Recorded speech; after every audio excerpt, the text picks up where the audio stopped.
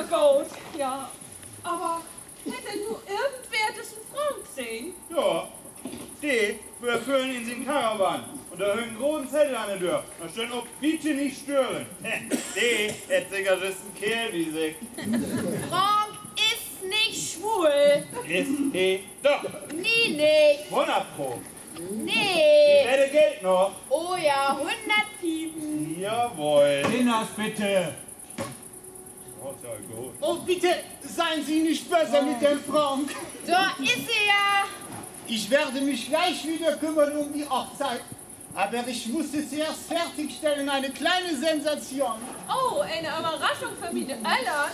No, es ist eine Überraschung für mich. Und für alle, die es wollen wissen. Ja, man kann es kaum glauben, aber es ist passiert. Bei Frank ist eingekehrt nach langer Zeit die L'amour. Ich bin so verliebt in meine kleine Madame Fickenschnittig.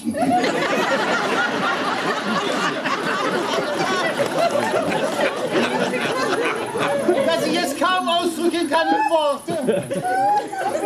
Madame, wer? Oh, excusez, ich meine natürlich Madame Anneliese.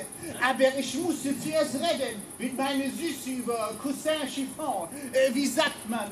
Sie brauchte eine neue Outfit. Aber in meinem Karawan alles dafür war vorhanden. Mon amour, bitte komm doch! 100 Euro bitte. Scheiße, wer hat das da? Wo man sich doch täuschen kann. Nicht wahr, Baby? Ja. Sie ist noch ein ganz klein wenig schüchtern mit ihrem neuen Outfit. Aber sehen Sie selbst, was Frank hat gemacht auf diese Madame. Cool, aber Moment. Dazu gehört doch noch die richtige Outfit.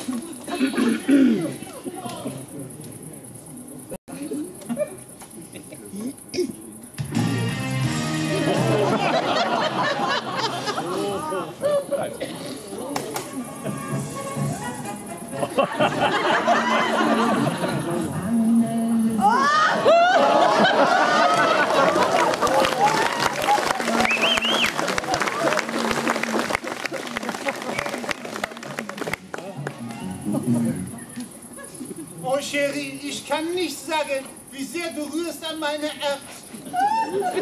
Und ich möchte dich jetzt bei die goldenen Paar von Madame und Monsieur Dicker fragen, willst du werden mein Épousé? Ich will sagen, meine Ehefrau. Oh, Frank. Ja, gerne.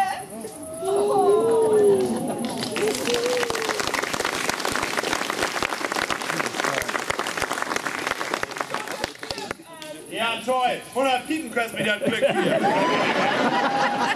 Also ich finde das total cool.